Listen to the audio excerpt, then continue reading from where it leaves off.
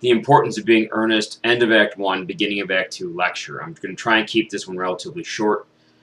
It's designed to help you make that transition from Act 1 to Act 2 on your own. So I have required you for tomorrow's class to have read Act 2. Now, I just went through and read it, and it's absolutely about Gwendolyn. We have Algernon playing the sort of trickster. He says at the end of Act 1 that he's going to go bun burying, and he shows up at Ernest / Jack's house, and he begins to flirt with Cecily, creates all kinds of problems. Plus, we have the whole big conversation between Dr. Chasuble and Miss Prism. So there's a lot going on there. So this lecture is designed to kind of walk us through those particulars so that we're not confused as we go into the next couple of days.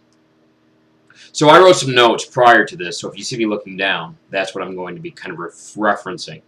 Also contained in this is going to be several characteristics of Victorian literature, the major ideas, the literary form that we see it kind of represented in, the content and themes, and major authors that supported those concepts. So along with the importance of being earnest, there's a reflection on some very general, specific ideas of Victorianism.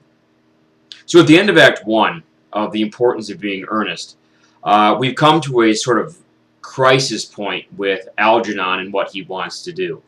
He is the character driven solely by emotion. He doesn't seem to fit into the upper crust Victorian society, and he's got a major sort of need to go out and be bad. That's why he has Bunbury. So he goes after Ernest, Jack, and it turns out that he does some fairly significant damage.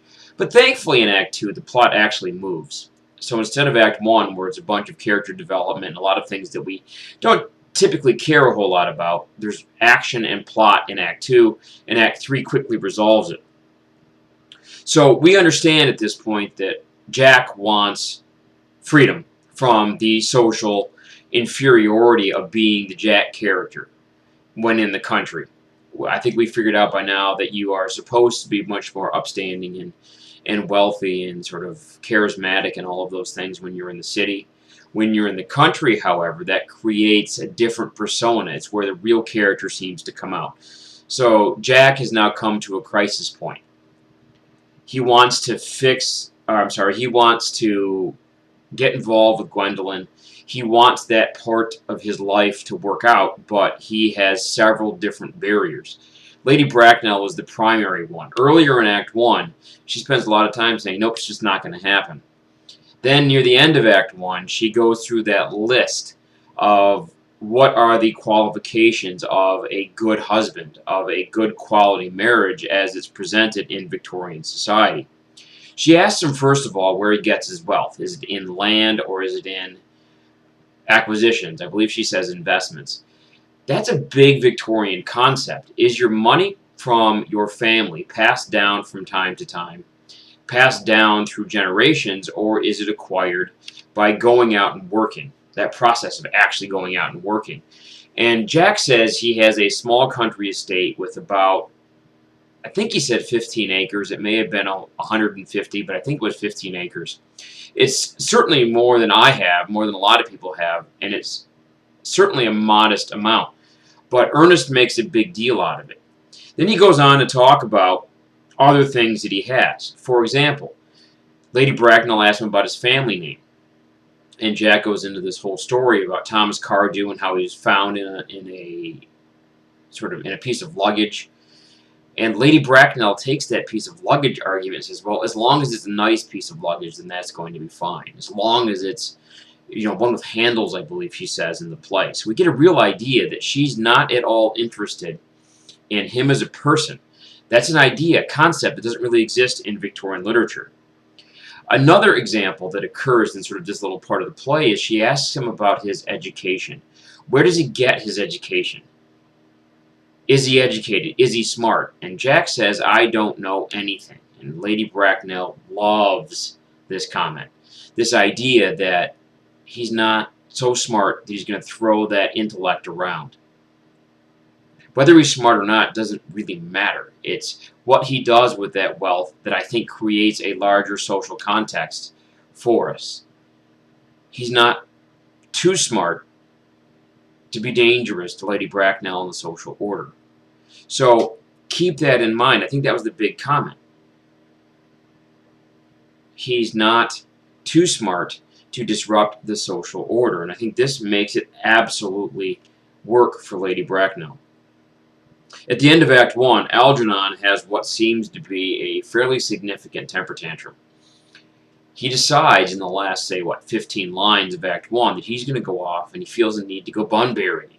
I find it ironic that he's talking to Ernest / Jack at this point, and Algernon is absolutely planning to run off to the country, invade Jack's sort of private estate, and sort of insert himself in that business. Now, when you read Act 2, or when you read Act 2, you get a real concept that what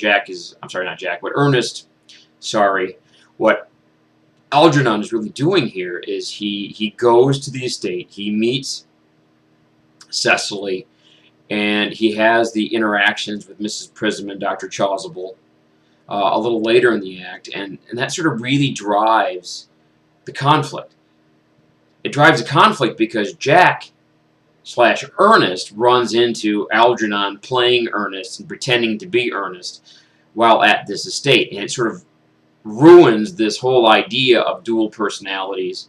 It becomes a game and it becomes a manipulation. So the transparency of these Victorian social rules really becomes apparent in Act 2. So those would be things I really want you to pay attention to. We know as specific details go that Algernon overhears Gwendolyn name Jack's address. He writes it on the shirt cuff or the sleeve cuff, and so he smiles to himself, and we see his character really socially develop at this point. And that's when he says he's going to go bun burying, and we know that he's deliberately saying that he's up to no good. So that's the sort of what happens at the end of Act 1. What I want to do now, because the Act 2 lecture will be occurring a little bit later on today when I have an opportunity to record it and to write it, maybe even tomorrow after I cover some of it in class, is I wanted to take a little bit of a look at the philosophy and values of Victorian literature. So we had a real good concept of solidly what we can pin all of these works of literature, because I'm going to be giving you some fairly significant literary pieces over the next couple of days going into next week. So I think that's an important element for us. So the first major value that we look at in Victorian literature is the value of earnestness, or the value of honesty, and sort of putting forth exactly who you are. That's a big deal, because it's really Britain's attempt to justify its existence in the larger scope of what Europe is about.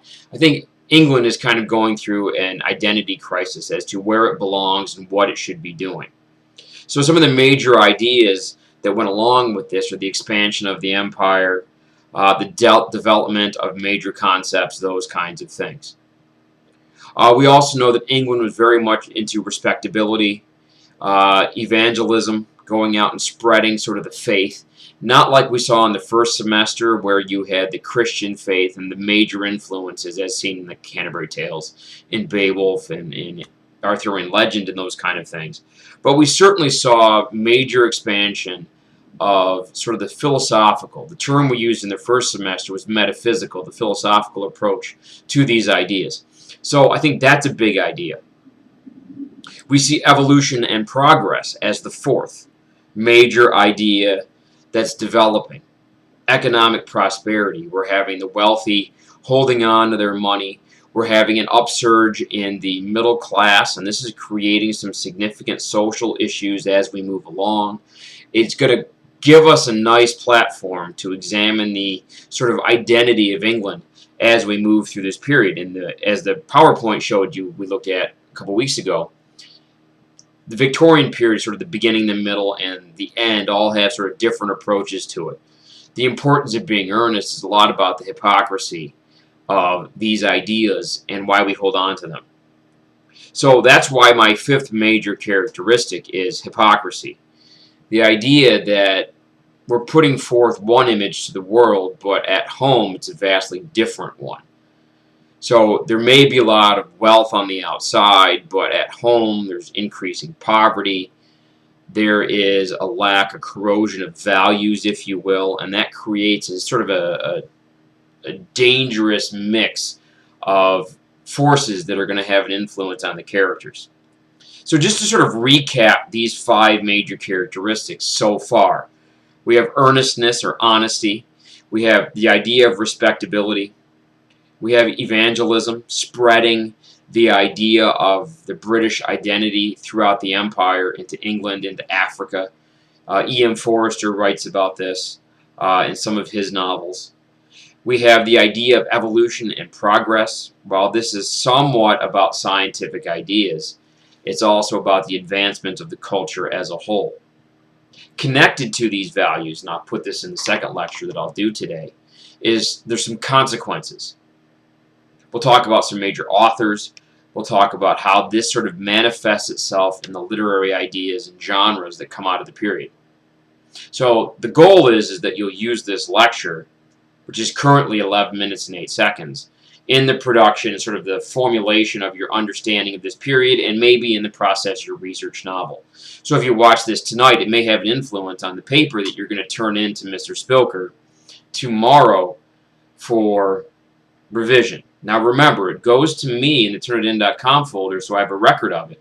But it's going to go to Mr. Spilker for editing. And he's going to look at all the pieces and how it fits together and does it make sense. So, again, those 5 things. Evolution and progress, hypocrisy, sort of the elephant in the room during this period, the idea of evangelism, respectability, earnestness. Now, these are the things that we're going to be looking at in our presentation of this material. Now, there are 4 or 5 other of these things. I'll also include some information about how the Victorian era and the Romanicist era kind of clash with each other, so we have an idea of that particular development. But for right now, it is 1:25 p.m. School's not over. I'm homesick with my kid. So I'm going to generate this. I'm going to post it to Moodle so you at least have this as a sort of forerunner to the rest of the material coming tonight or ultimately tomorrow. So watch this. Write down these 5 characteristics. I'm probably going to quiz you on that tomorrow along with Act 2 of The Importance of Being Earnest, as well as picking up the rough draft of your intro and 2 body paragraphs. Now I expect some revision of that intro, that you've looked at it, you've made some corrections, you've done those things so that ultimately you are in good shape. So with that, good luck and happy viewing.